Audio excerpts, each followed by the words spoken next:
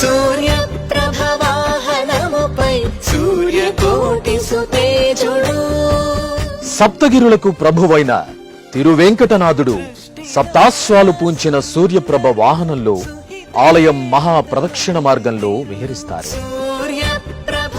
ఉదయభానుని బంగారు కిరణాలు తిరుమలేసుని వజ్ర కిరీటంపై, వక్షస్థలంపై, శంఖచక్రాలపై, శ్రీవారి పాదపద్మాలపై ప్రసరించే మనోహర దృశ్యాన్ని వీక్షించండి. సంపూర్ణ ఆరోగ్యాన్ని పొందండి.